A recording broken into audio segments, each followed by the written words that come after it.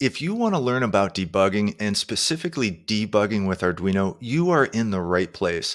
I recorded a in-depth seminar with Nino Vidovic from Segger. He is an expert embedded developer.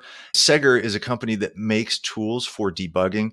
We covered so much great stuff. In fact, we went for like 3 hours in this. We've broken it up into several different videos. In this first video that you're about to watch, we're going to talk about debugging in general. In the second video, we're going to talk about debugging specifically with Arduino. And then finally, we're going to talk about debugging using Embedded Studio. Now, before we start, I just want to mention that all of the software tools we talk about and all of the hardware stuff we mention, there's links in the description where you can go check that out. Without further ado, let's go ahead and jump into this great training. All right. Well, hey, Nino, thanks so much for taking the time to talk. I really appreciate it. Debugging is something that, I've been thinking about a lot for many, many years. I see folks in the embedded space always talking about how very important debugging is to them. In like the stuff I've done in Python, I'm regularly using a debugger. So I'm very comfortable using a debugger in VS Code and that type of thing. Right. But in my development with Arduino, it seems like a slightly different type of setup, than if I'm debugging directly on code that's running on my computer. But I guess before I jump into that part, I just want to like a real high level view. What would you consider debugging even is? Like when somebody says to you or somebody asks you, what is debugging? What would you tell them? Right. So Wikipedia says it's how the name implies. It's the process of removing bugs. So debugging, right? So the idea is to have some sort of tooling or insight in your system, which you can then use and try to catch or analyze your program and then catch and remove this bug. And as you mentioned, with the host systems, it's a bit different environment than in the embedded world or embedded domain, simply because on a host system, you have full-fledged host OS running, some Linux, Windows, Mac OS, whatever, where the OS is taking care of everything, your libraries, your tooling, your drivers, whatever. Everything's straight there. You can load up any debug software, load up your image that you have compiled somewhere, and you're debugging, right? For example, with Python or whatever. In the embedded domain, you have to do all this stuff that the host OS would usually provide you. You have to get it from somewhere, right? Or set it somewhere up. And yeah, this is where specifically in this case, the debug probes come in. And this is why you have to connect somehow your essentially naked chip, which is not smart yet. It has the potential. It has all the features that, I don't know, ARM, RISC-V, Intel, AMD, whatever. They're all promising you this nice, fast features and stuff. But as long as they're not programmed and not running, nothing is happening. And yeah, you want to get the program in, and you have to make this connection somehow.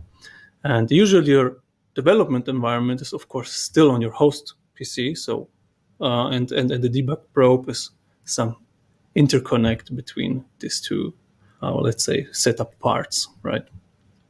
Yeah. Okay, gotcha. All right. So debugging is like, all right, so I have introduced some type of error into my system or whatever like that. So like I, the programmer, the developer, have made some type of mistake, very likely. And I'm trying to like pull that mistake out by debugging. If I'm doing it with a program that's running on my computer, all of the tools for debugging are like right there, like literally just living on the computer. Right. So I don't, it's like, it's right there. The whole environment, the development environment, everything is right there on the same machine. Yeah. Because the same machine that is running your application is also running the tools. It's the same machine. The same core is executing both, right?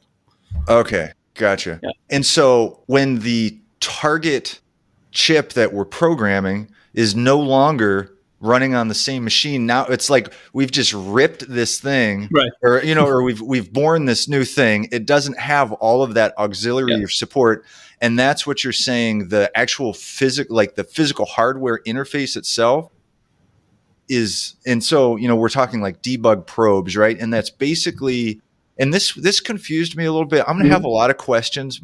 Of course. I feel very ignorant when I come to it, but some of like the language was a little confusing to me. So when we say debug probe, we're talking about like the actual hardware, the physical piece that interfaces with an integrated circuit, right? Like that's right, exactly. like into a some type of standardized debug port, basically. Yeah. Okay. Absolutely right.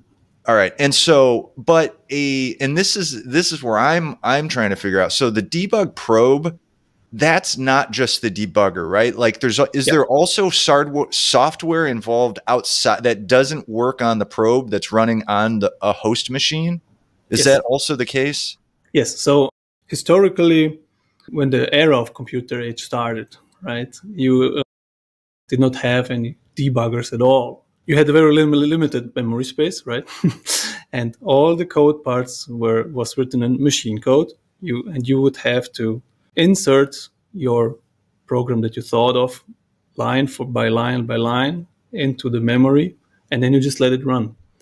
And at the beginning, you didn't really have any real interfaces telling you your code worked or it did not. If you were lucky, you had some light up. It's green, it worked. It didn't light up green. Oh, something went wrong. And the only way for you to iterate your program was literally to, check your notebook, go through the lines in your head and think how the computer would calculate it. And is there somewhere a mathematical error or jump table was wrong or whatever? And you would remove that, re-upload your program, try it again, and hope the green LED would light up this time. So this is how this whole thing started. Later, we got things like debug terminals, the hacker-type computers where you could get text output. This was an improvement to this hardware thing. Then at some point, we were like, okay, it would be great if we don't have only this very limited approach of debugging, but it would be great if we could see what's actually happening on the chip in more or less real time or in the moment I'm looking at it. And with embedded hardware, so as I said, there are two parts here. We have the debug probe. This is just the physical interface between your host machine and the chip you're trying to program.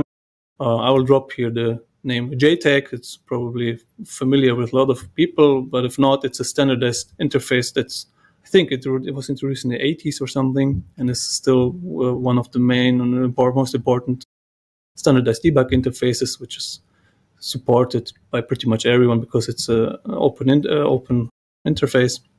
And this allows you to design a chip, design a board, have the correct pins that are standardized. You connect the probe. This is, for example, a debug probe with a cable to it, and the other cable goes to your host PC. And on your host PC, there you have what you would call a debugger. Because the debugger is a piece of software that takes your compiled application that you have written in C, C++, Rust is coming up now. Even Python you can run on embedded target devices, right? So you've written your code, some compiler has produced some output somewhere, and the debugger takes that output and now uses this debug probe and this standardized interface to program your memory. So if you remember what I said about the historical lesson here in the 70s and 80s, you did this, you had the dip switches and doing it memory address by memory address. Here it just goes automatically. Multiple kilobytes, megabytes, gigabytes of memory are written in no time, and it's great, right? And automatic. Hey, that's awesome.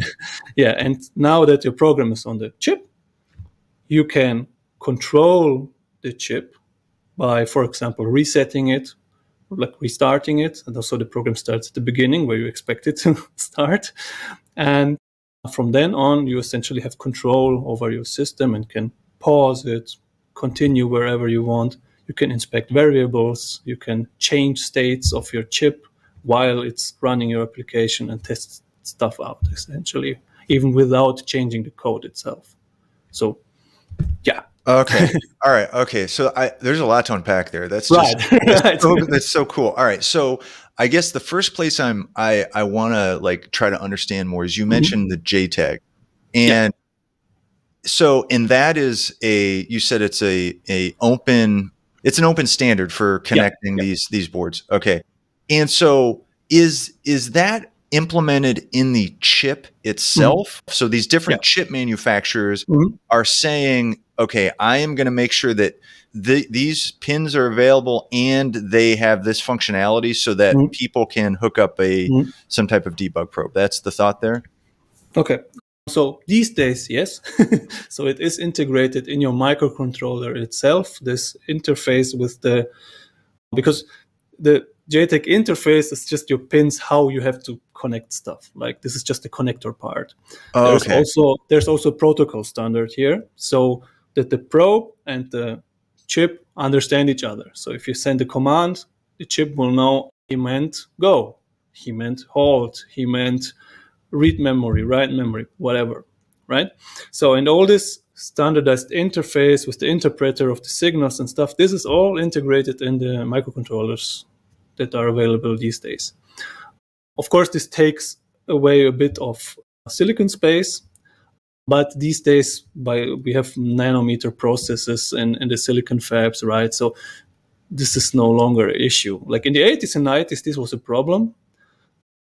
Maybe if you have seen the early development kits for, let's say, an Xbox or something, there's huge computers or whatever where there's a controller plugged into somewhere, right? And later your Xbox is something like this. So, and what they did there is the machine or the chip later that would run the program would not have any debug interface, but only this development box would emulate everything. So there were programming logics and stuff. So during development phase, they would emulate this on for example, FPGAs and stuff like that. But then would later, after development is finished, remove all this clutter and just program them on production and then say, okay, let's never update this again. But this changed all once the fabrication techniques became so small and cheap that you could integrate all these debug features into the microcontroller itself. So the base debug features like, programming, stopping, halting, writing, reading memory and stuff like that, I would say like over 99% of all the microchips out there have these available. Okay, it's baked right into the microcontroller. So the microcontroller you get is going to determine whether or not it can be. Okay, gotcha. Yeah, and which features are supported. So some features take more space or need more power, right? So some features will just draw more current. So if you have a small IoT device that needs to run on a battery for 8 years or something, then it's possible that this chip will not have the super advanced features, but still these basic features that I mentioned available via, for example, JTAG, are nearly always there. Okay. So in, learning more and more about debugging as, I was preparing for this conversation, I also saw things like, was it serial wire debug? And then there was a SWO. But are those replacing JTAG? Or are they complements to JTAG? Or are they expansions of JTAG? Or are they none of the above? As you mentioned, SWD and SWO, it's both. One is an alternative and one is an extension of the alternative. So let's start with SWD maybe. So JTAG stands for Joint Test Action Group, which is just the name of this overlying idea that this interface was initially created to test ICs. Like programming and debugging it wasn't invented for that. It came later. Yeah. Okay. But the interface was nice. The protocol was nice and defined. You can daisy chain devices. So everybody said like, okay, let's teach it debugging and everybody will be happy. And people are still happy about it, right?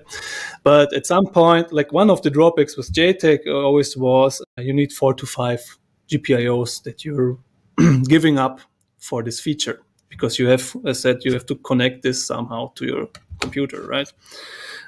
To your development PC. And at some point, ARM, the silicon licensing company, they said, okay, We don't like this GPIO waste, especially in the small microcontroller world where you don't have many pins. Like if you only have 20 pins available, you don't want to waste 5 for a debug feature, right? You want to use them to toggle something or activate protocols or whatever. Right. Talk Do the to other thing. chips. Yeah. And ARM then invented SWD, which is the serial wire debug interface, which cuts down the requirement from 5 pins to 2. So you use less pins for this debug feature while maintaining nearly the same debug features. The only difference is you can't daisy chain anymore multiple devices. But for most single chip, single core platforms, this was enough. And this is why they invented it essentially. There's even single wire debug interfaces, like JTAG, I believe, is a single wire interface, and I think Infineon also has some single wire interface. So all with the thought, okay, we want to reduce the pin footprint essentially, so we can use the pins for other things. And yeah, SWD is simply the ARM variant, but speed-wise, they're pretty much equal. And SWO is the serial wire output pin, and it's an additional pin in the SWD interface that's optional. And this pin can be used for some advanced debug features like some rudimentary tracing and stuff like that, or printf, for example. All right. Okay. Well, that makes a lot of sense then. All right. Thank you. Okay.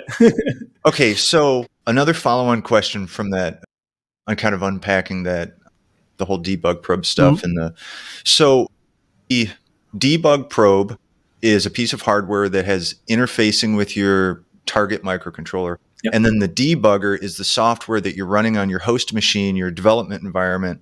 Does that debugger need to have specific information in order to interface with different ICs? Like, will your debugger determine what different ICs you can debug?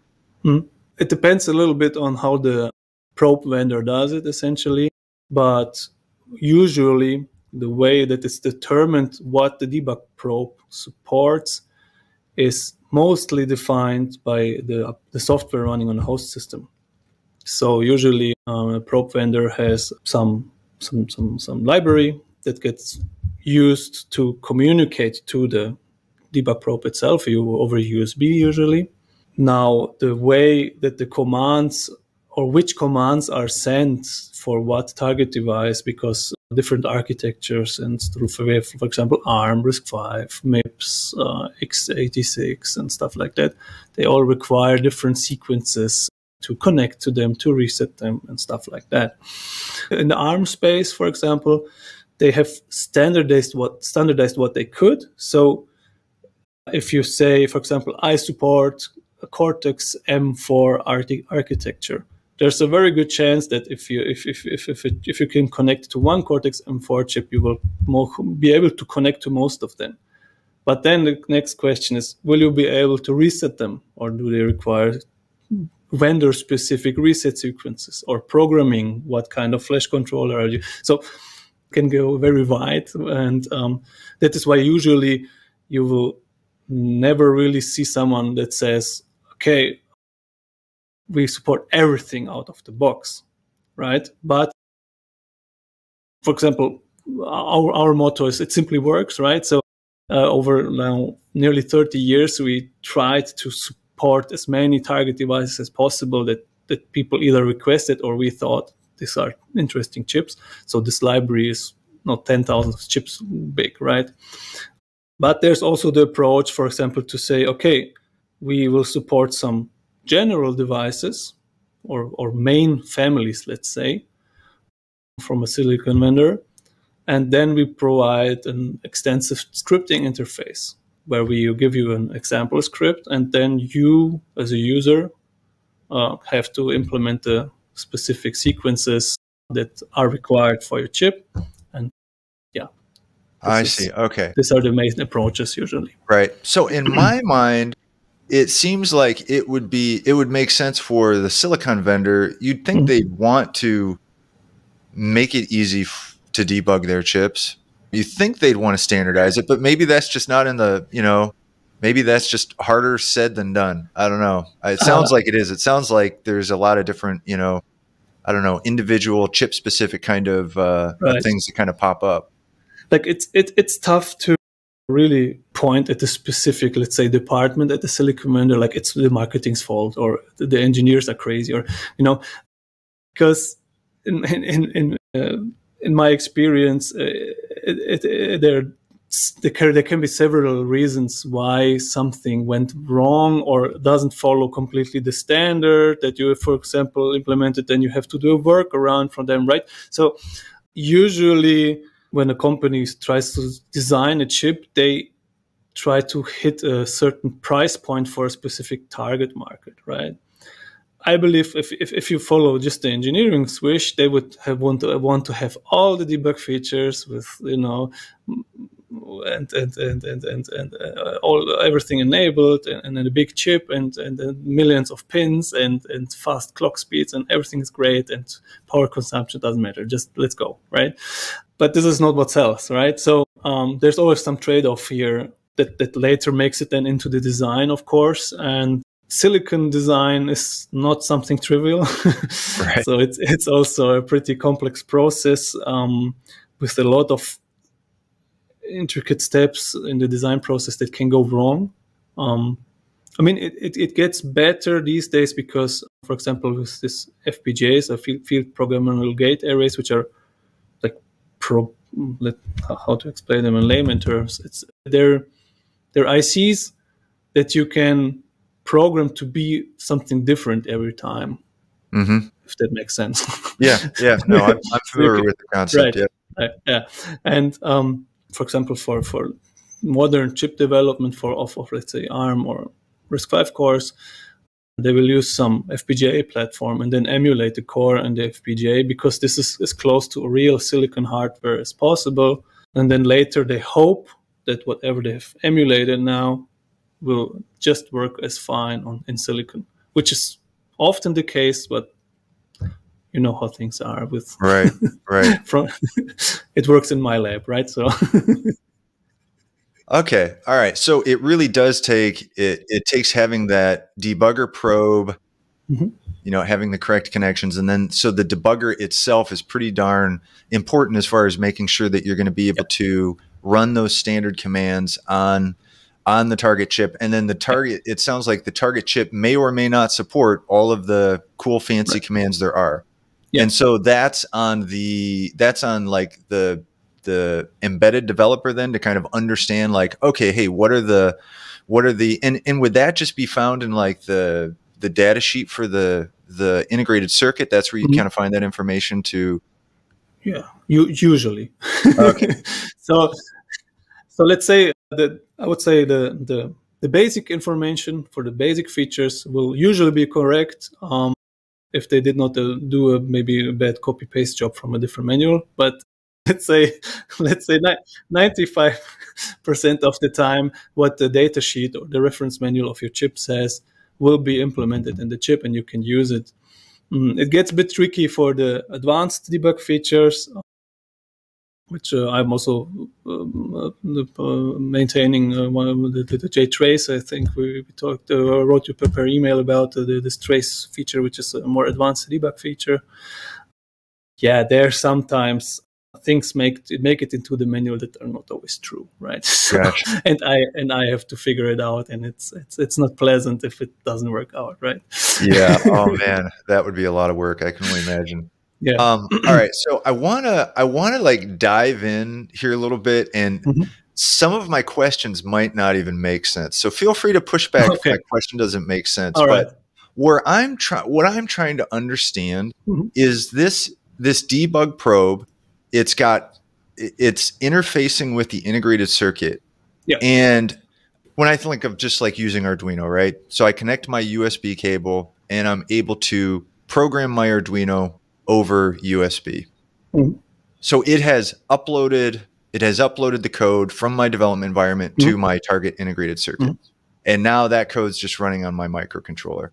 And at that point, I'm kind of like done with it. You know what I mean? Maybe Yeah. some print Fs or maybe a little green LED, you know, whatever, Exactly. right? Yeah. But I guess normally in the tool chain, like let's say you weren't using Arduino, would you use the debugger to load the actual code that you're going to be debugging through the debugger, or no? Is that something you would do normally, or not? Yes. Not Yes. generally. It is. Okay, so Yeah. you would use the debugger to load your code onto it, and Yeah. then you would commence debugging, kind of two separate steps, right? You'd load that code on, and then Right. you would start debugging it. Is that So appropriate? the general process, maybe I will go through the steps. What happens? What is required for debug setup to work? So first, what you need is establish a connection to the target device first, right? If the target device is not cooperative and doesn't want to talk to you because it's locked down or something, then you're out of luck already, right? So first thing, need a stable connection.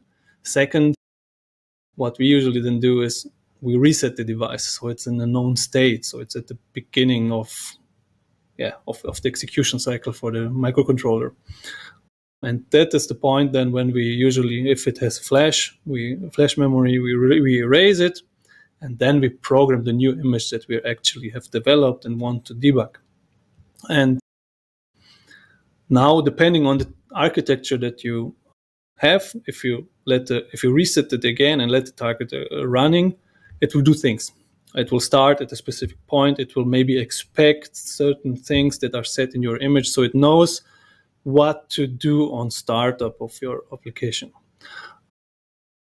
And then when it ran through the startup code that, for example, sets up clocks or peripherals of your device or LEDs or whatever.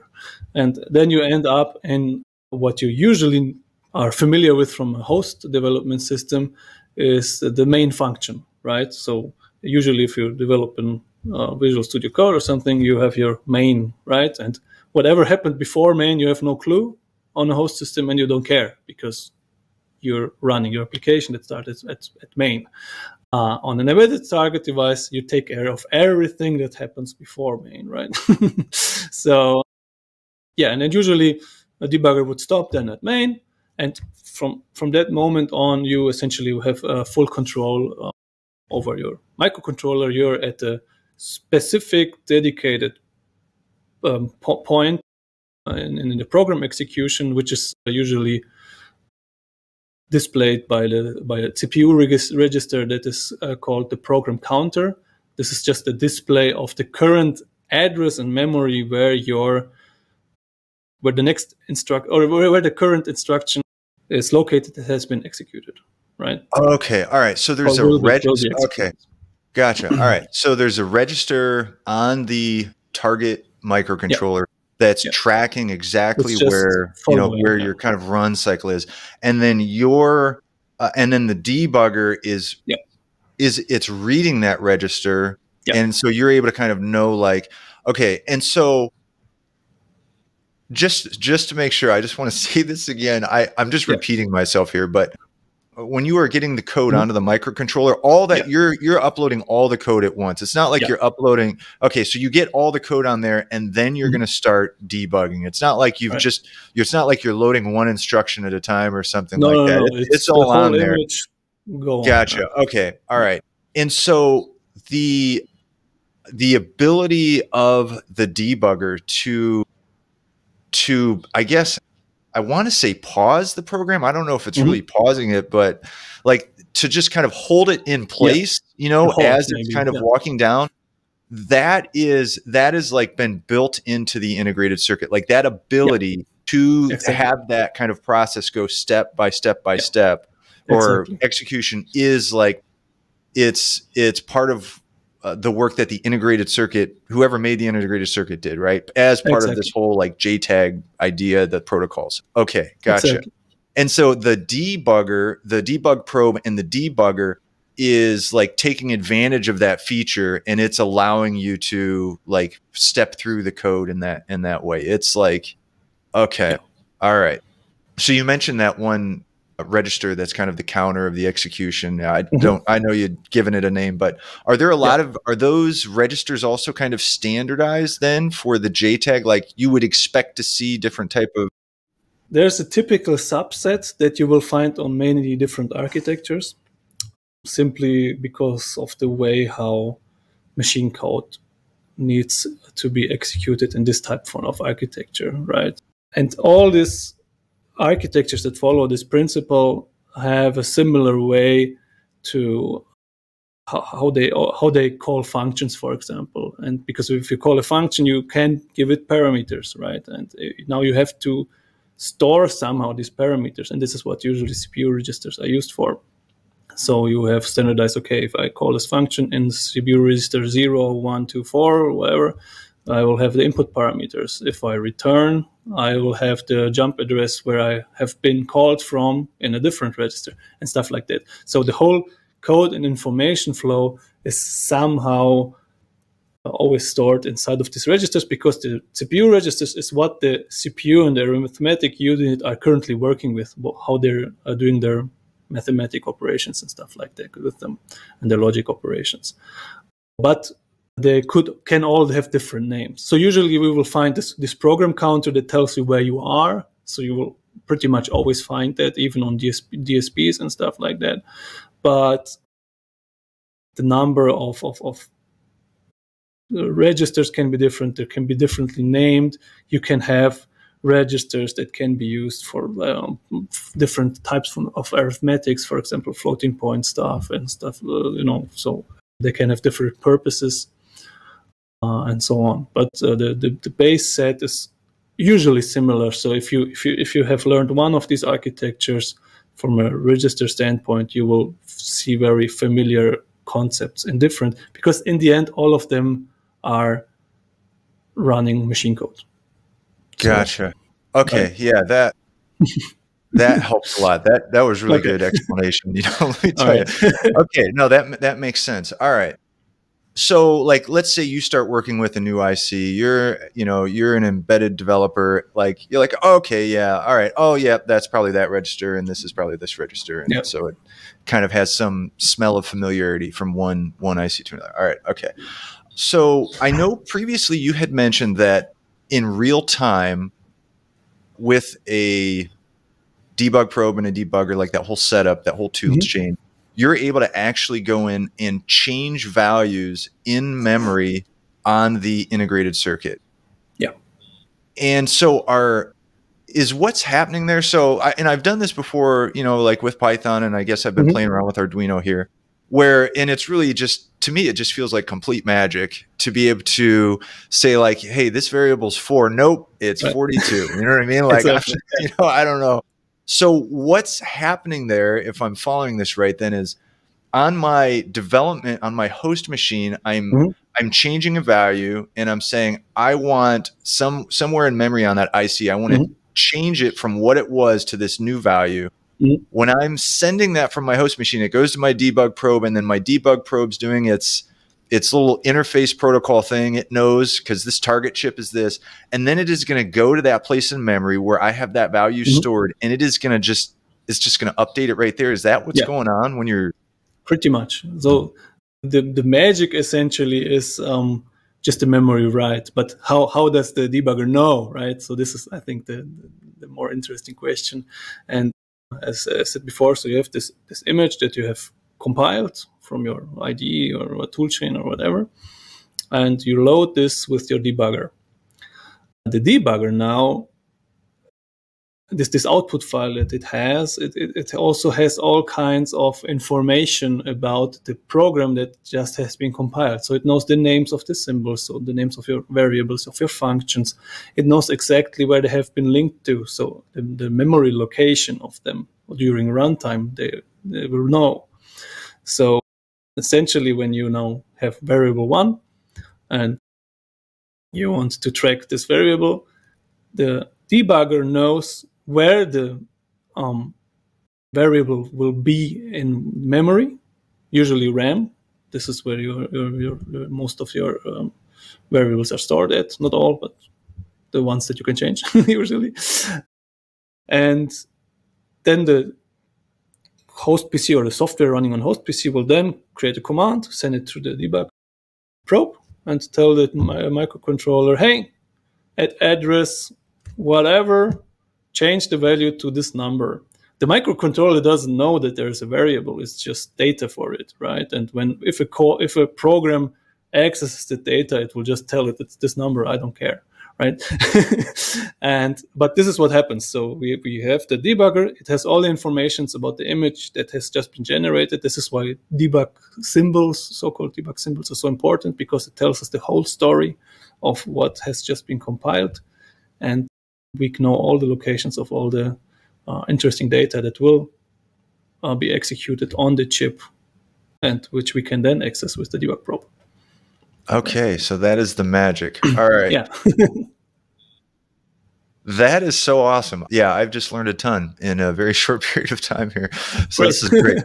So I guess I think I'd like to shift a little bit, and maybe we can get a little more like practical here in our conversation about like, so I think on my personal debugging journey, like, you know, like I said, I'm more comfortable debugging in, say, Python, right? Because it was just pretty straightforward.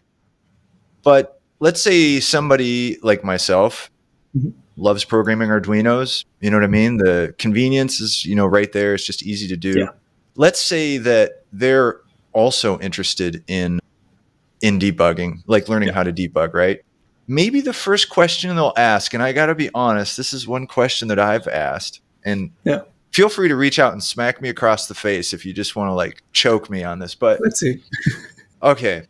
Yeah. And I don't want to sound dumb here, but like I feel like you can get pretty far with like printfs in your code, right? Like you can get far with printfs and like maybe test driven development, right? Yeah. You can kind of like, you know, go that route. But so where is the angle with, because every time I listen to embedded developers, they're raving about, like, some people, they just won't develop without a debugger, like, period. Like it's just so much a part of their tool chain. Yeah. And what I'm trying to understand is like, I can see in my head where it would be really effective, right? But and I see where it's effective in Python, I guess. But I'm curious, like, do you have any thoughts on that? Do you see what I'm saying here? Yeah. I don't know. Yeah, absolutely. So printf is, first of all, a debug technique, right? So you're still debugging. You're just not not necessarily using a debug probe. Maybe your chip has, in an Arduino world, usually a UART is taking care of that. That is opening a COM port, and then you have your PuTTY or whatever and opening the terminal. The thing with printf is, on a host system, printf is completely fine. You have your 16 core, 3 gigahertz, whatever, with an SSD and tons of RAM, and you're super fast, super great. But now you go to a chip that has 20 megahertz and 4 kilobytes of RAM, and you know, it gets tight and slow. And the thing with printf is, especially if you do it over UART, it slows things massively down. So it will still tell you at the point in time where it prints, hello, I'm here, hello, I'm now here, and stuff like that. It will still do it at the time when it reaches that point. But while it's printing, your chip is doing nothing else but printing now. And this can take hundreds of microseconds. And hundreds of microseconds is a long time on microcontrollers. And if you have safety critical applications, medical devices, stuff like that, you simply can't spend the time there printing what you're doing, but because your application has to do its job. The other thing is also, once you have interfaces that are time critical, USB, Ethernet, whatever has high speeds, and where you're talking to a different interface controller computer that expects a certain response time from you in a certain time frame. If you don't hit the time frame because you're printing something, the other side will say, I'm not talking to you anymore, goodbye. And your whole interface breaks down.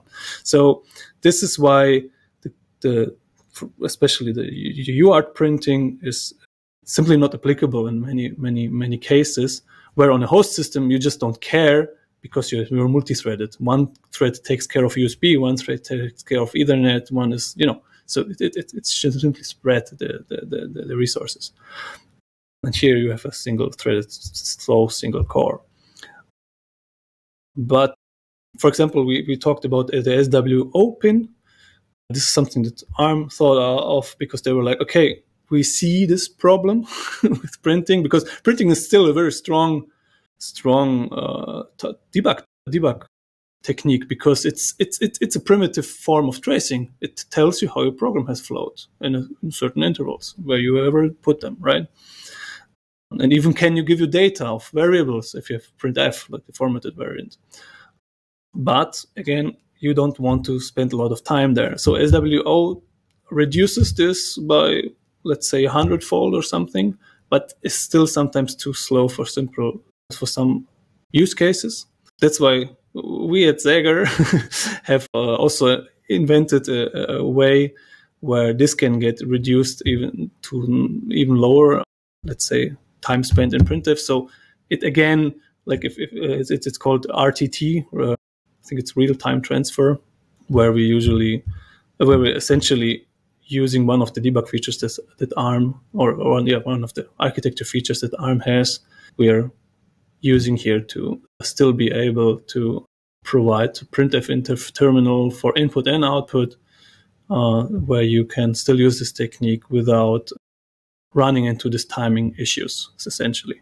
But even then, you might still have an application or setup where this timing is not working for you with printf, where just one LED indicator, or let's say you have 10 LED indicators, you have simply a limited amount of information that your system can provide you as the developer if everything went right. And you can do as much unit testing as you want, you can do whatever, you will simply at some point miss something. Some corner case will not be covered. You did not expect the user input, because the user always does things that are maybe not the smartest, right? And suddenly your program breaks. If you have, for example, touchscreen interfaces, now they use 10 fingers. What do you do now, right? So, and being able to still look into the application while it is running, to stop it at critical points, to inspect what is the chip actually doing. Am I at the right spot? Are the values right? And stuff like that. That is something only a Debug Probe can provide you. Right. So this is the biggest benefit. Okay. So, yeah, that just sounds like a shut and close case. So basically, I mean, you've got just the overhead of the printfs. Yeah. You've got the timing becoming a critical issue in some applications, and then you just have this wealth of information that you're only going to get via debug, that no printf is ever going to return to you. Right. And I guess this goes back to the point that I know before we talked about how you can change a value in one of those memory registers, but you can also you can look like as if it were a map. You can just look down and see the value of all the values at once. You know what I mean? Like all just like, okay, what is the state of the machine at this point of execution? So everything, the whole memory. Right. Okay. So with a printf, like maybe I get the value of I, right? But with my debug, I see the value of I and every other stinking, probably more than I even care to see at that point. Right. Okay. I mean, a classic is an array. You see the whole array, right? So it doesn't matter if it's a million items, if it's 10 items, you can look at the whole array at the same time. Okay. That is awesome. So, okay, man, you've made the case. I'm like totally convinced here. All right. So, Nino, this has been fantastic.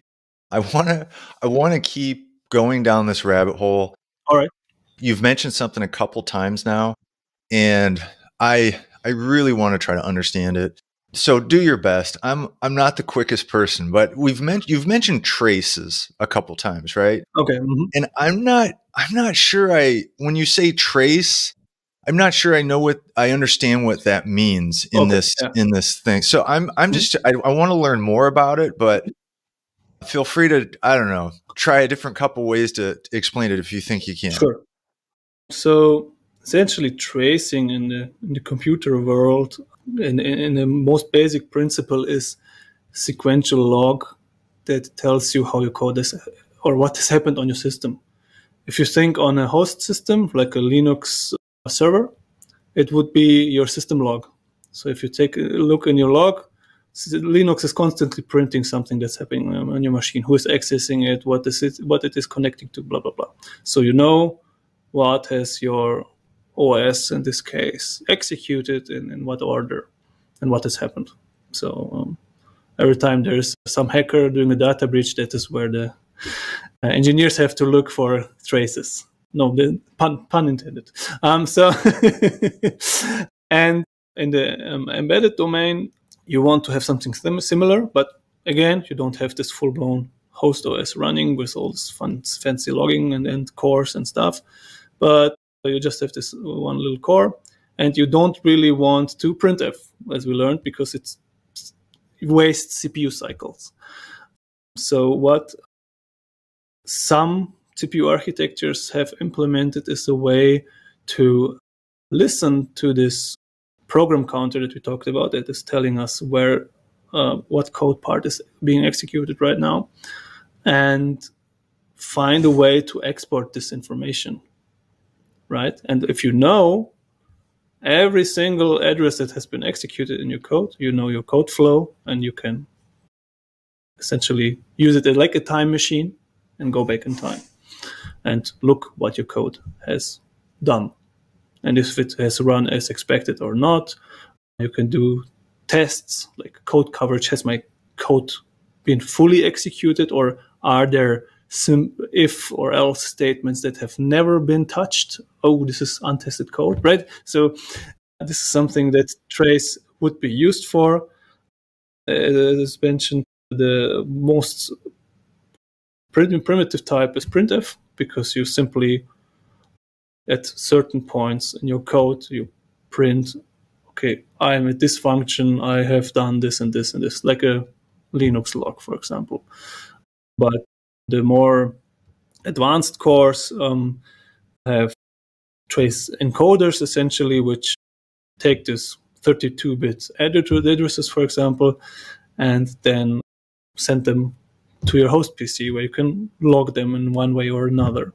Now, one issue that comes up here, though, is, so if you're on a 32-bit system, for example, so for every address executed, you're sending 4 bytes, you need some protocol, you have a bit of overhead.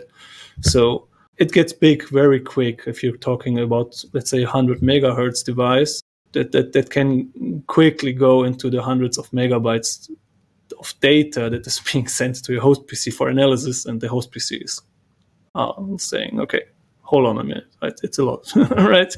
So one way to improve this, and of course the interfaces would need to be super fast and expensive and stuff like that. So what for example, ARM and then RISC-V now also is doing, they have implemented an encoder that does compression and only sends the data that is necessary to reconstruct the code flow, because usually your code flow is deterministic, so it goes from top to bottom, and the memory number increases, right? But if you have a jump or a branch, depending on the architecture, how it's called, you jump to a completely different memory location and continue from there, or then you jump back and stuff like that. So a function call would be typical for that. This is the point where you suddenly don't know where you're at anymore, and you have to send that address. And this is essentially how the base principle of this compression works.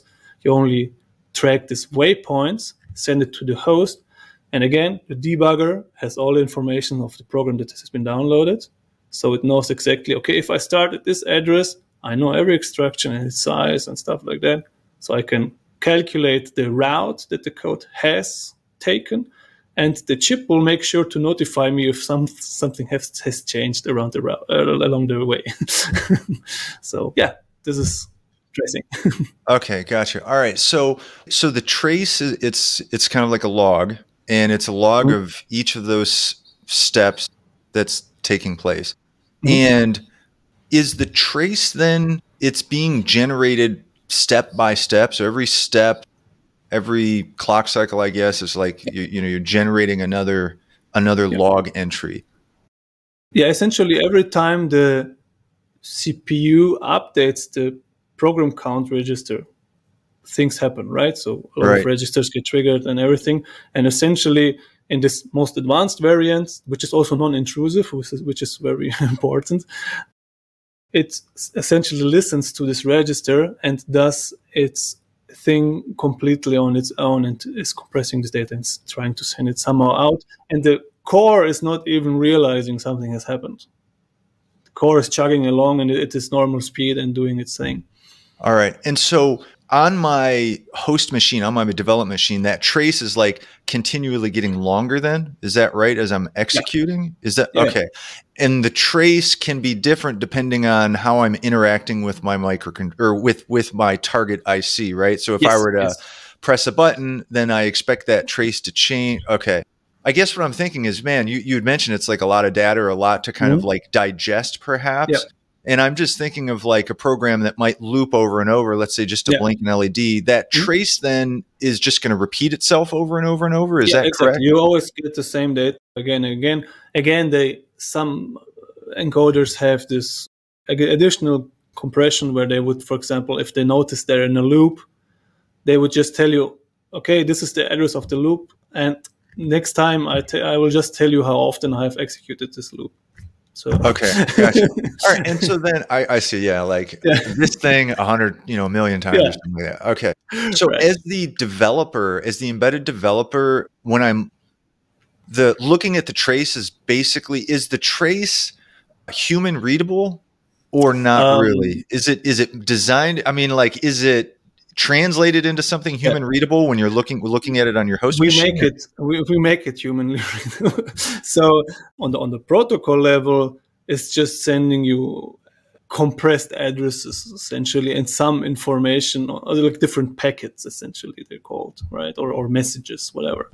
And now we have to write a decoder for the encoder and it digests all this information. But still, at this point, you would now just have a list of addresses. If you can't reference them to your symbols, to your function names, to your variables, and whatever, it's still kind of useless, right? So, for example, in our debug software, of course, when you have using the JTrace, for example, to record all this, we make sure that we show you, okay, this is the disassembly to it. This is the C code that is referenced here and being executed, and all these windows are like, let's say, interconnected. So if you click on a certain, like in your recording on a certain part, it will highlight, okay, this is in the C code where I am, and you will have also like a timeline. Like if you have a call stack which tells you, okay, which functions have been called. This is something that you get in the timeline, but in the timeline view. So you see, okay, I'm in the main function calls, I don't know, count up. Count up gets interrupted by sysdig. Then it goes from the interrupt back to the function where I've been. The function calls a different function. Now maybe some task starts that does something else, or USB interrupted. Now this doesn't, and all this code flow you can then visualize and see. Right. Okay. So you've got like a timeline, basically, like a function timeline. Like, okay, I see. So that's like a time machine. Right? Gotcha. All right. So that sounds like it could be a really useful tool if, as you're developing. Okay. All right. And that complements that traceability, or looking at that trace complements the other features that you've kind of already mentioned about the debug. So you need the debug base features like halting, downloading, breakpoint, stuff like that, and complementing or expanding on this is this tracing stuff. Okay. Yeah. And then so I'm probably about to repeat what you just said, but so you're saying, is the tracing feature, is that like a more advanced protocol of these ICs implement, or is that a common thing that they push out? It's getting more common. Let's say 10 years ago, barely anyone implemented it, and if they did, these were like your debug setup would cost like $100,000 or something. It's like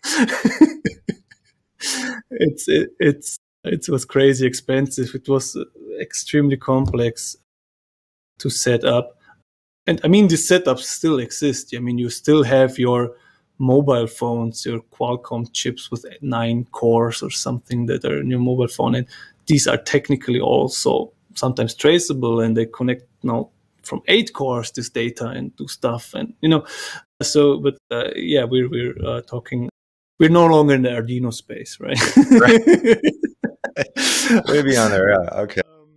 But for example, in the single core ARM Cortex-M market, ARM has made a big push for this because they saw the benefit of this, of course, for especially for unit testing, automated tests and stuff like that. Because if you can just run your application and later just print out a report that is proving that your application has been tested 100%, this is excellent, right? Mm-hmm. So right, there's coverage right there. Yeah. And now you're talking. Let's throw out a figure. You're talking about a setup cost now of about $2,000, like $2,000, something like that, instead of $100K. So it got better. Yeah, okay. All right.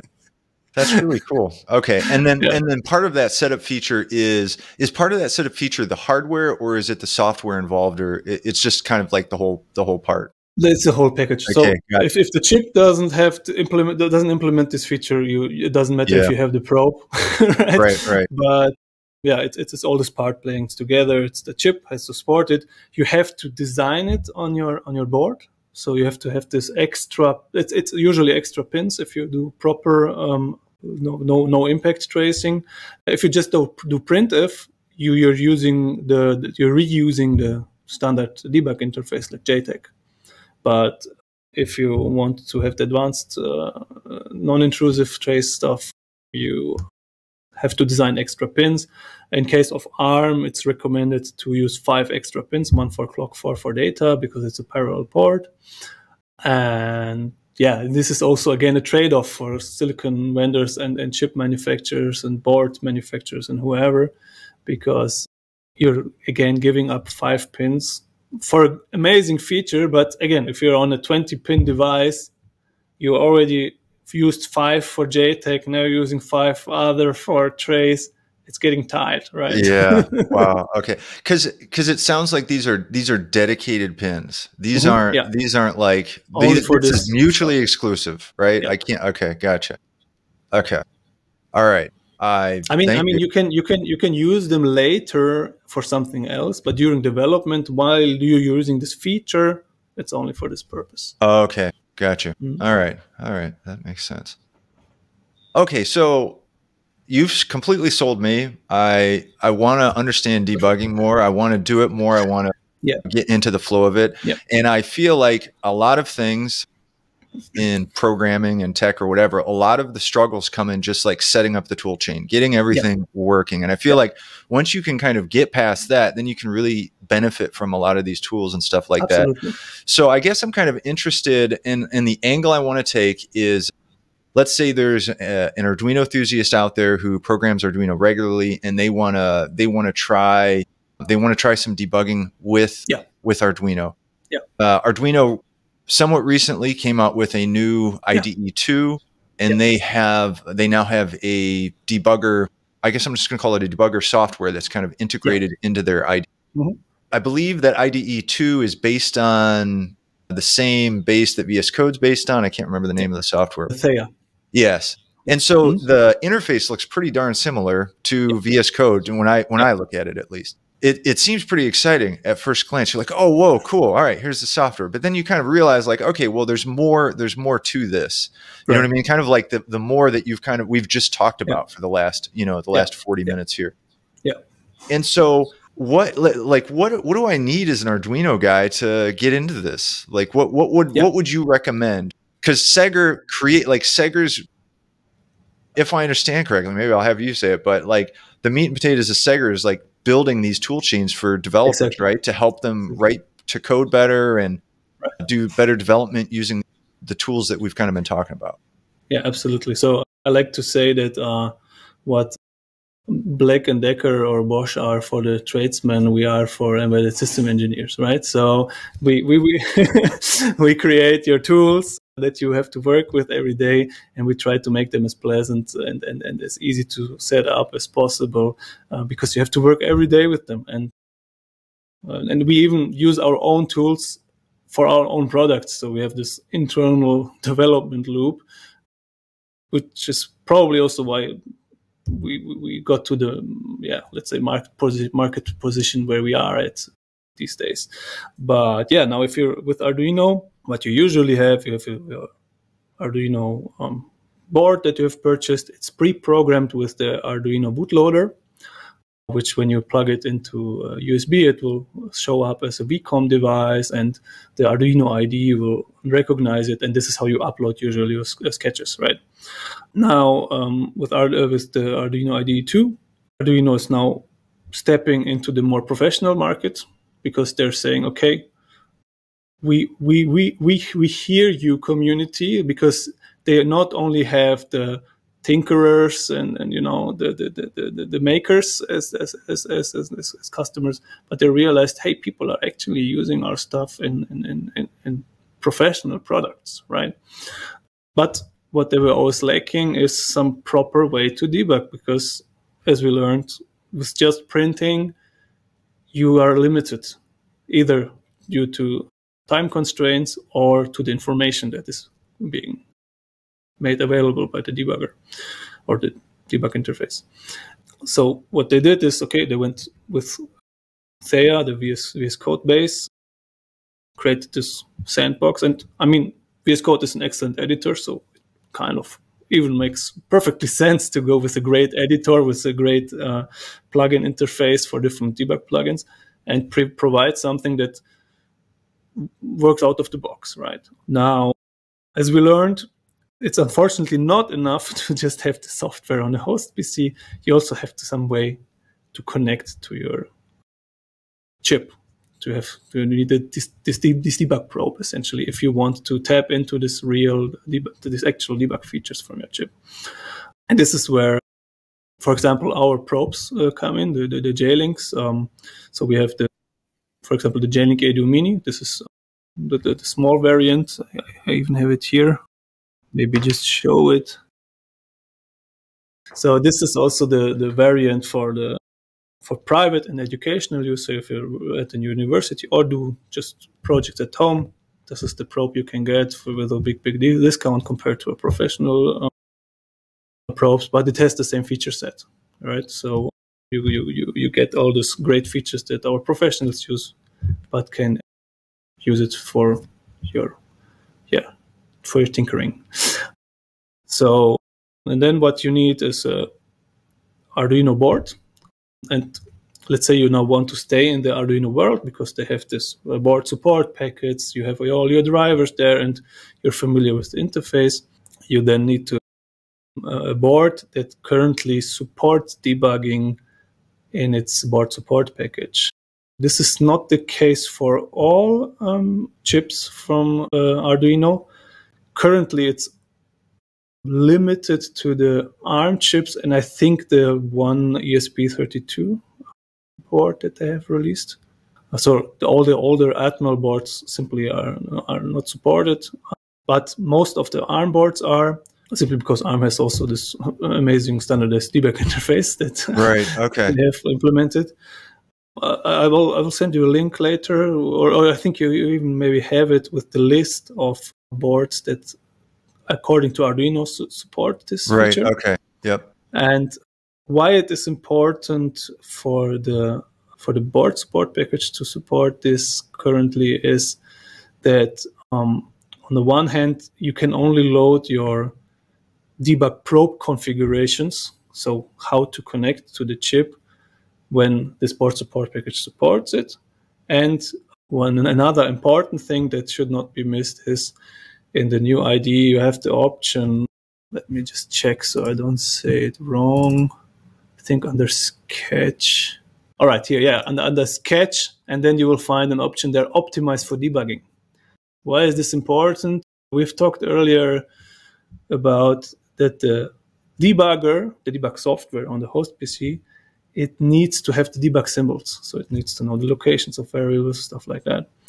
In the past, because Arduino was not supporting all these debug features, they were simply optimizing the code and not creating this debug information. And this leads to an output file, which suddenly does not necessarily follow your C code or your sketch in the order that you have programmed it, but it now does whatever the compiler thought is smart or fast or small or whatever. Okay. And if you try to debug this code, it suddenly does not match anymore to the information that the debugger has, and then your code will jump back and forth and nothing will make sense. This is why this flag is important that you have to hit, because then the whole Arduino library, where all these macros and stuff are also available, they are built with this debug information and without code optimization. And now you have a proper debuggable application where the debugger has all the information that is accurate with the image that is going to be programmed. And this is why not all of the boards yet that have ARM support this, because it has to be updated by ARM, which they gradually do.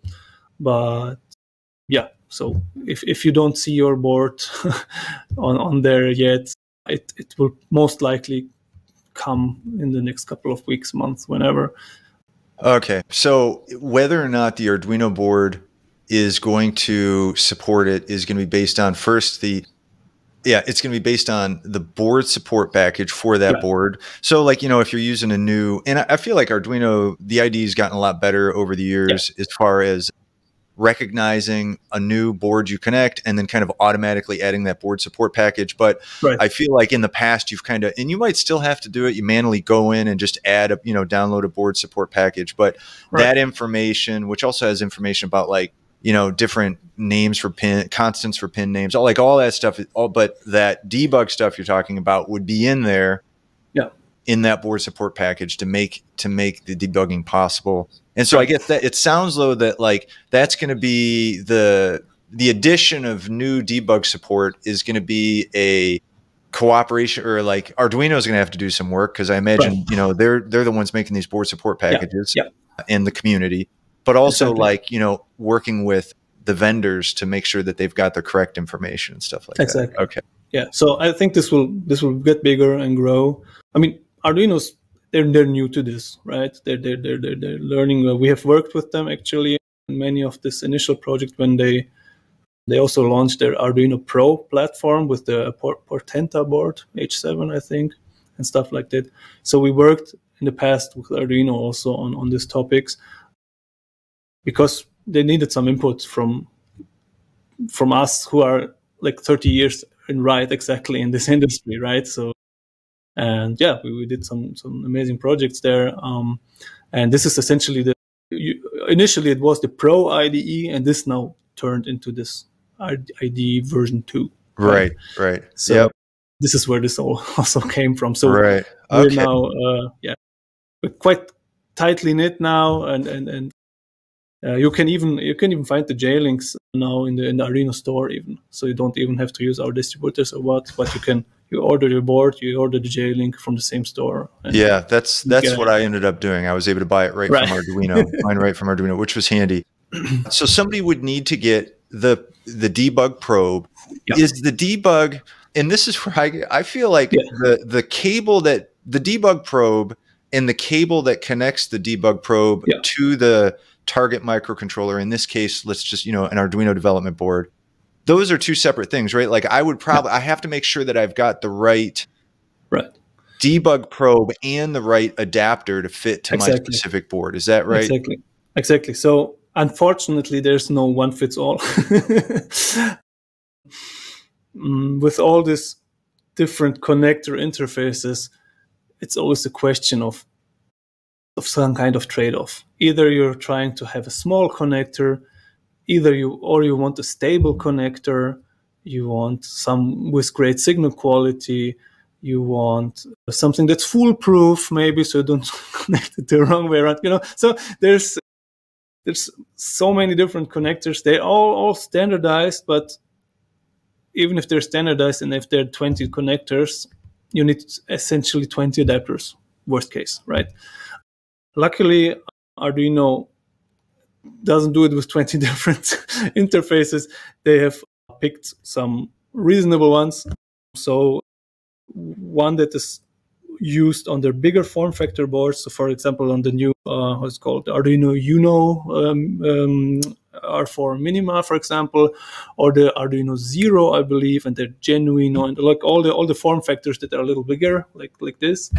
They all will have this little 9-pin interface, which the adapter looks like this, for example. So let me connect this up. So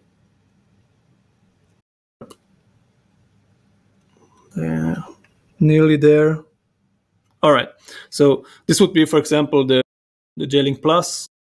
We have it in a compact form. We also have, you see it, or the older JLink customers are more accustomed to our bigger housing. They're essentially the same. We just have people that prefer to have something bulky on the table and people that want something sleek and nice. Right. So we have simply both options, but they work exactly the same, have the same hardware in there. But yeah, their debug interface, I hope it's visible, otherwise we might maybe edit it in. It's this 20-pin, I think 0.1-inch JTAG interface. It's a MIPI-20 connector, I believe, 20-pin connector code. And it's standardized by the MIPI Alliance and stuff like that. But as you can see, this will not fit with this tiny connector there, right? So you have to plug something in. So this would be, for example, one of these adapters. So they just goes in here, you plug it in, and you plug this other cable to the connector, and you're connected to a target device. You power everything, and you can connect to a chip. So because there are so many different adapters, we of course provide all of them because our customers simply need them all, and it's convenient to have them from the same supplier that gives you the Debug Probe. So yeah, we have this. The 9-pin is used by ARM by Arduino. Then with the Nano and MKR boards, they essentially they're not as straightforward as this because these one have the debug interface already soldered on for you. So you just buy this, plug it in, and it works. If you buy a Nano or MKR board, at least at time of this filming, right? Yeah, they've got that whole maker right, series of boards. Right. It's kind of got that nano form factor, but it's got some more stuff on there. Exactly, like it's this nano. So you have to solder your own pin interface here. We also made an adapter for that, so it still can be interfaced rather easily if you solder some pins here. You just plug it in again. If I hit it, yes.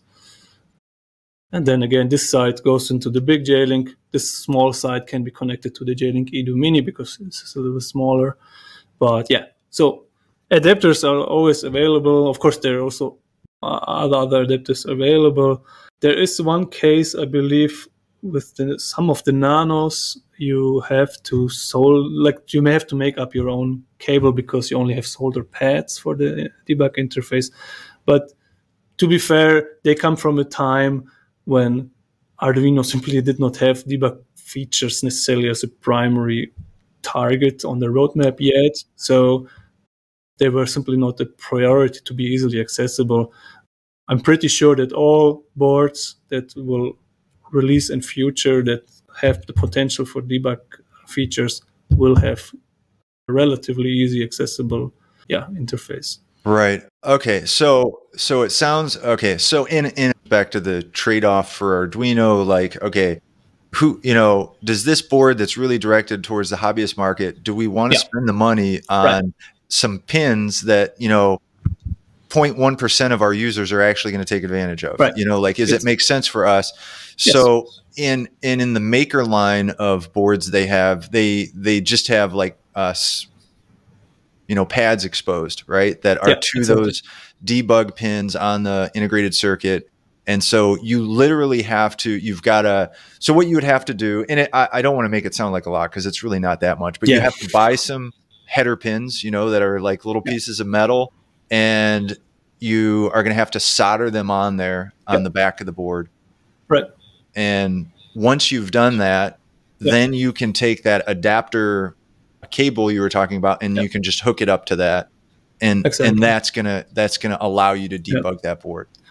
I have, if you like, I can provide you also with a link later to our Arduino Wiki page, where I have created all these guides essentially that show a picture with the pinout for each of these boards that we had on our table and could test for debugging. Oh, okay. Right.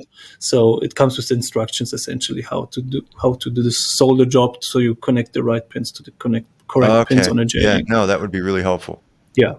So what I ended up doing with mine is I built a little jig, and I'm using pogo pins, you know, the little bounty, and pogo pins and rubber bands. And so I've just got I've got my maker board sitting on top of those pogo pins and then rubber bands. And so far the connection's been pretty solid. Right. And this is partially because I completely botched my solder job, which is embarrassing to say, but I did. And it was cheaper to get the, right. What can I say? The issue was here's my sob story. The maker boards, you can get them with or without the pin headers on the side, because they're kind of built to plug into a breadboard or whatever. And if those pin headers are already on, it really narrows the space you have to kind of get your soldering iron in there. So that's my sob story. All right. But anyway. Completely understandable.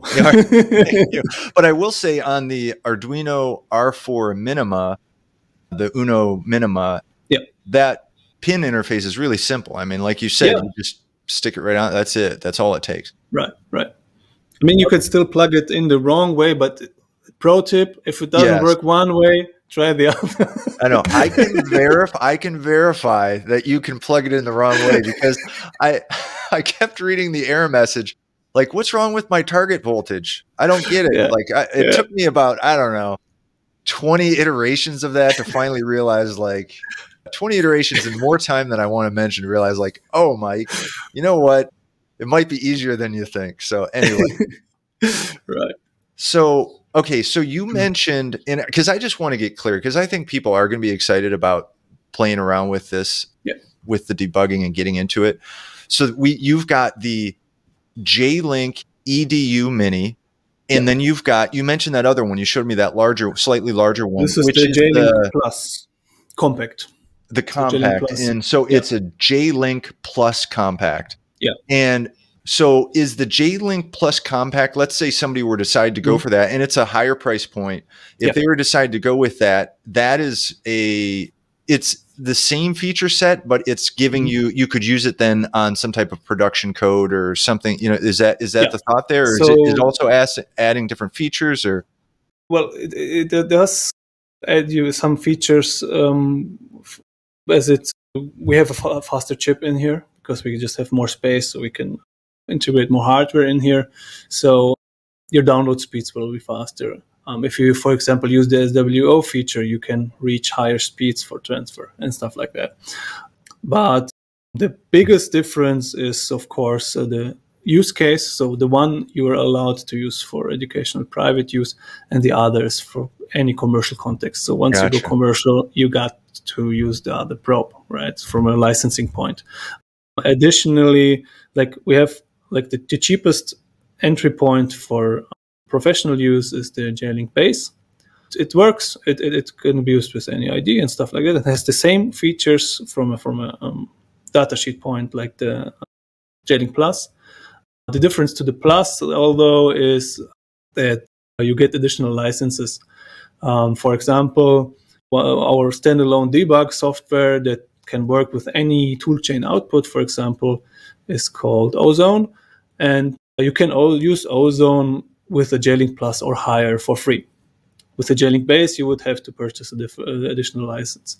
Or we have a production tool utility that's called JFlash. So you can, if you have your production line where you're programming 10,000s of microcontrollers a day, you want to automate stuff like that.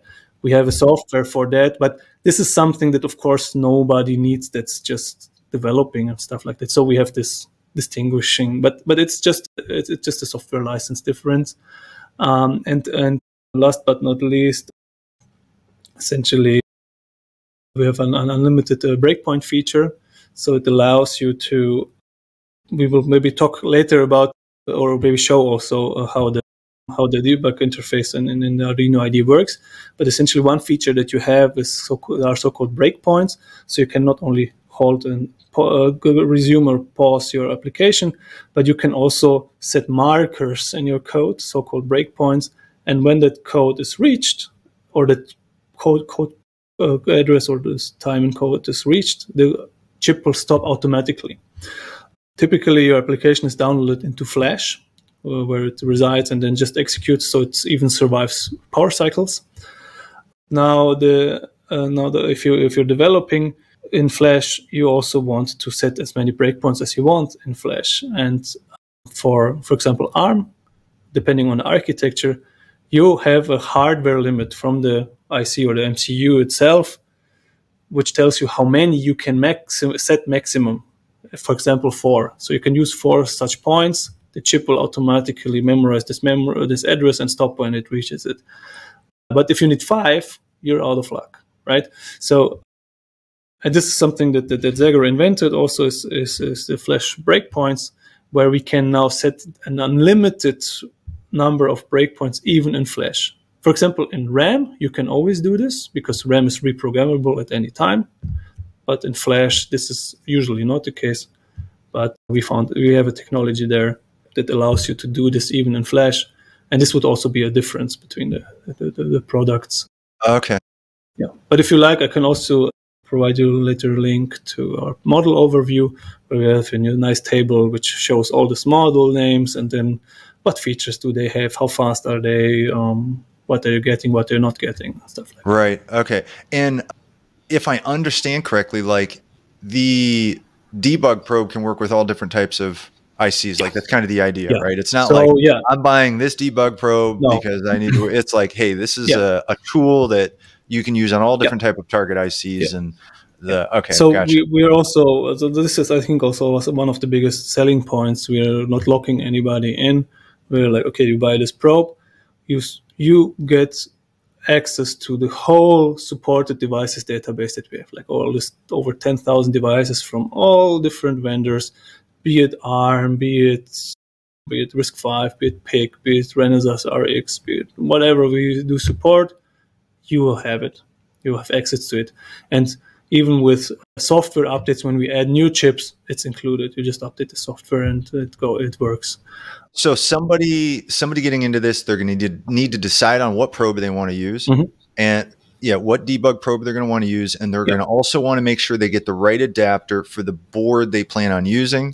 So they're going to have to figure out, like, okay, hey, what Arduino board do I want to start experimenting with? It might be that they go out and buy a new Arduino board specifically because they want to like just play around with debugging. In that case, maybe they get like one of the maker boards and they kind of solder that on the back there, the connector.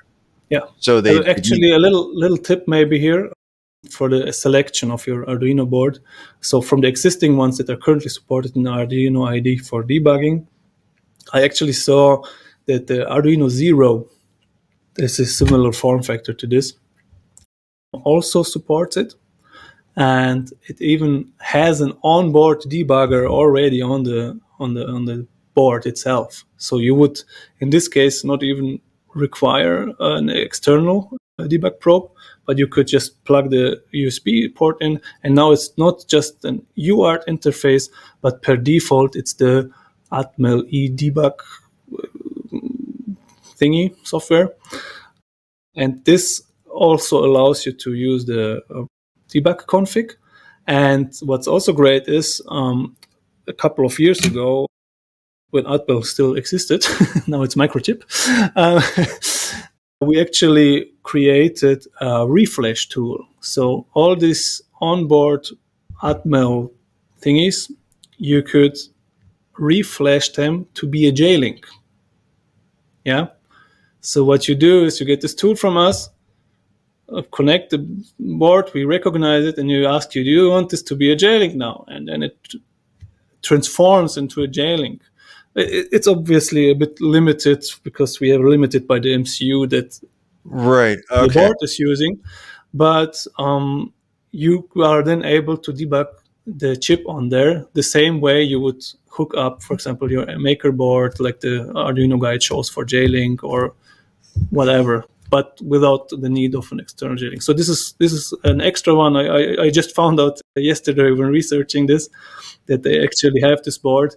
Unfortunately, I didn't have it in-house. I could not play around with it, but we have a similar board, Arduino Genuino, I think, which has the essentially the same chip on there, and there, for example, also works.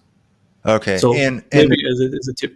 All right, no, okay, so that's neat. So the Arduino Zero, somebody could basically connect it via USB, and the probe would already be on the board for all intents. Right, because the USB port connects you directly to the onboard debug probe, essentially. Gotcha. All right, and so in that case, on the development board, you've still got your, and maybe I have this wrong, but do you still have your, like, the target IC, like that the development board's built around, but that other one, that other MCU is a separate, it's a separate, it's two MCUs, right? Okay, one gotcha. is running the firmware of eDebug or JLink, and the other is running your Arduino sketch. All right, that's really neat. Okay. Yeah. And I do have a Zero. I have kind of played around with that a little bit, and it seemed to work pretty, it worked well. I guess you would want to debug the board that you would plan on developing with, you know what I mean? And so, like, so I guess let me step back a sec and let's try to give somebody a workflow here, like a flow chart. Right. Okay, I want to learn how to debug, and I want to develop, XYZ project. Okay, so I've got to well, what boards can be debugged, right? What boards can be debugged by Arduino? Check out. We'll have a link, and people can check out. Okay, these are the boards currently supported, and hopefully the idea is that would grow, right? And then you'd say, okay, well, all of these boards could potentially be debugged. Which one do I want to develop on? Okay, yep. And then what kind of interface does that board have? Okay, that's the interface. So now I need, and when I say interface, I mean like the pinout for the debug. And so now it's like, now I've got to decide, like, okay, well, I might have to solder something on, so I'm going to have to buy those headers, and they're kind of like a little right hook headers. We'll show a picture of them, you know what I mean? But they are right angles, little right angle headers that you would solder on the back. And then you would have to make sure you've got the right cable that's going to fit onto those. You might have to build your own cable, perhaps, depending on the board. And then you would get your SEGGER debug probe, and hook that up. And at that point, then and this is where I don't think I realized it until we're talking now. So is the Arduino IDE then acting as the software portion of the debugger if you were to use the Arduino IDE? So part of it, which brings me to another benefit, which I wanted to say earlier for JLink ecosystem, is that we are universally supported in most IDEs out there. So from different vendors, from other tool providers, because we're obviously not the only ones creating such tools. We also have a GDB server, so let's say an Eclipse or VS Code and stuff like that can connect to our JLink simply, because we use the standardized interfaces. And even if you're unhappy with your debugger or IDE or whatever you're using on your host system, as mentioned before, we have Ozone, which is our universal debugger, which maybe we'll show also later shortly. But essentially the idea there was that you as an engineer, you don't have to change what you're familiar with. It doesn't matter your project, you always have your good old JLink.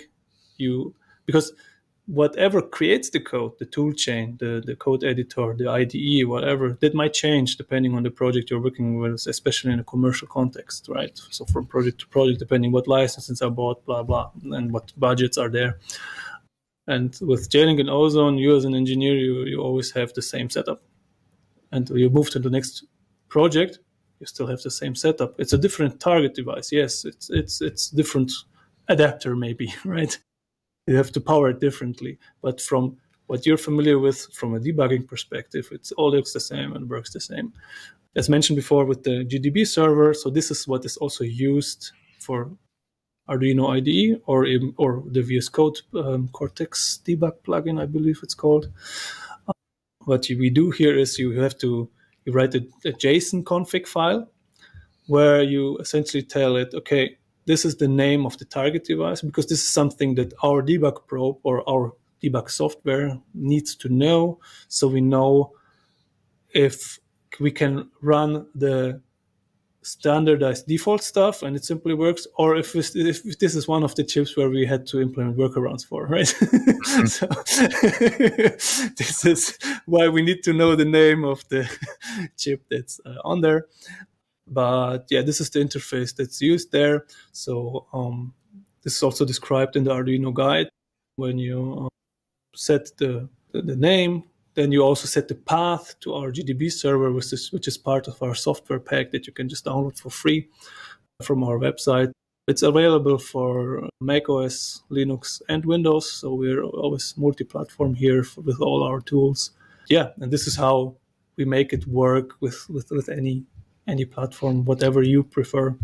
Okay. All right. So that what you just said makes a lot more sense to me now. Okay. Yeah. So I guess that stresses the fact that in addition, so we just talked about the hardware that somebody's going to need, Yeah. the software they're going to need.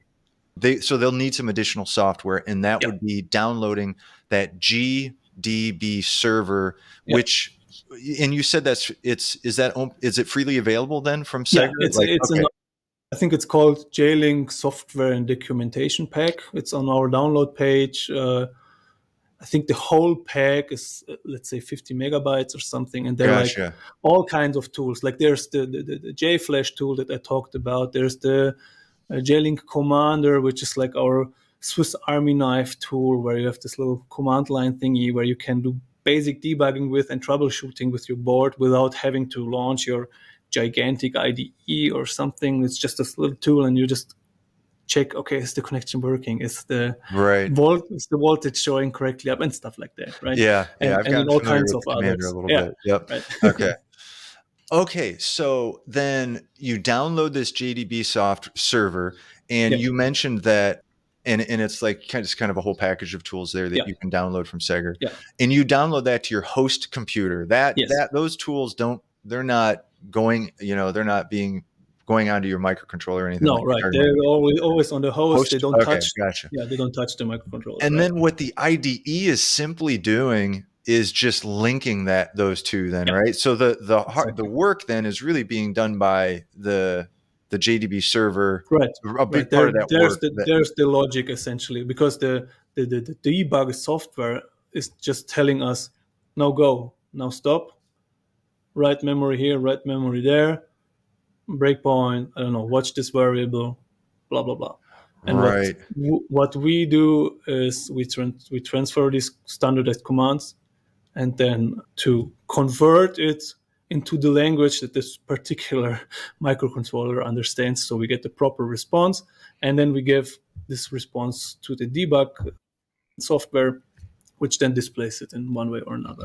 Okay. All right. Fantastic. All right. So you got to get your Arduino board, you get your JLink, or you get a debug probe, you get an adapter cable so you can hook them up, and then you download the software that you will need, the GDB server software.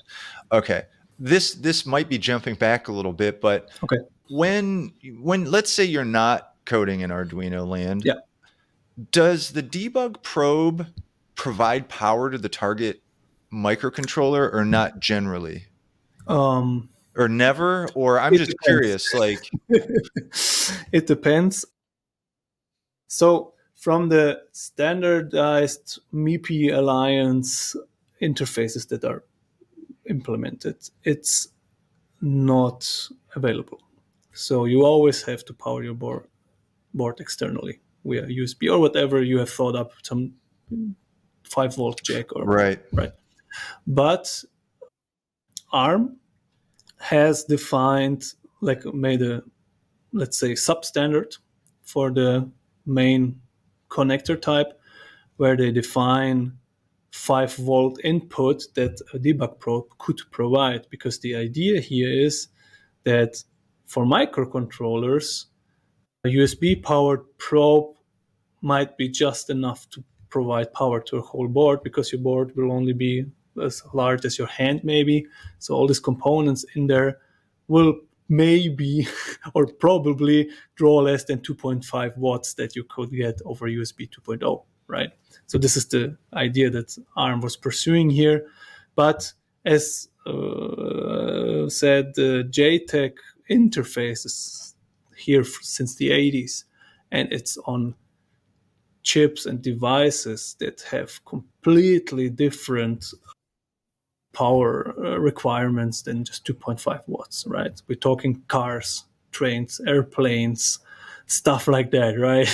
So if you come with a USB cable and want to power your jet, it's not going to work. So yeah, it depends. For ARM, and now RISC-V also is making a standard for this. It is available, but the Debug Probe also has to support it. In our case, we do support it on these dedicated pins.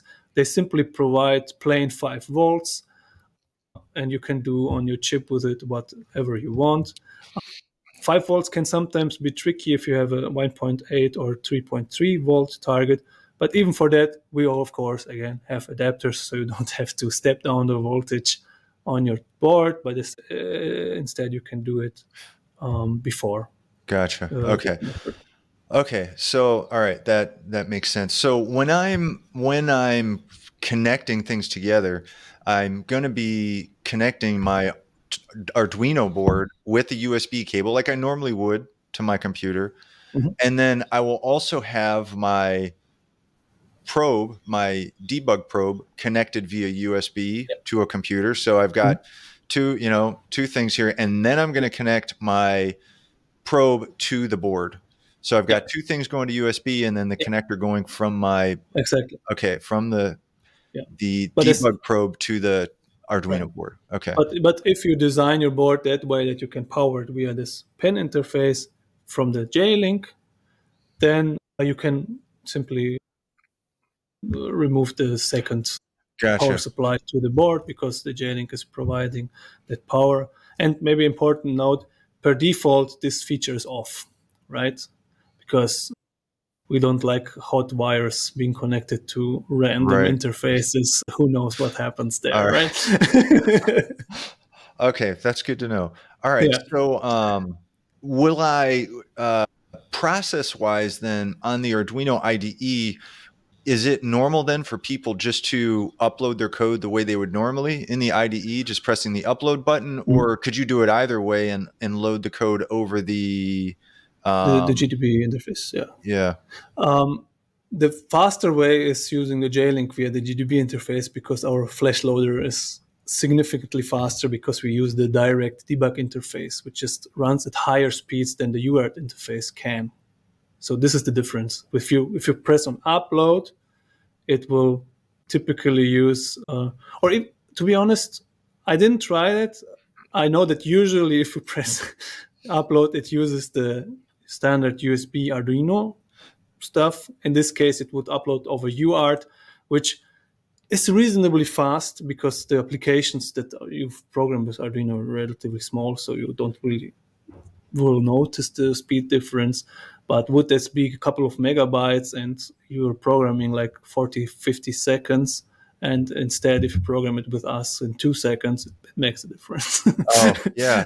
Well, it's I'm glad you really mentioned that, because it's not something I had thought about, was that time difference. One thing I've been personally struggling with is sometimes the target board really does take a long time to upload. For example, if you're doing work on like ESP32s, that upload time, especially when you're trying to do a fast iteration cycle and test quickly, like line of code, let's test, let's make sure this is working.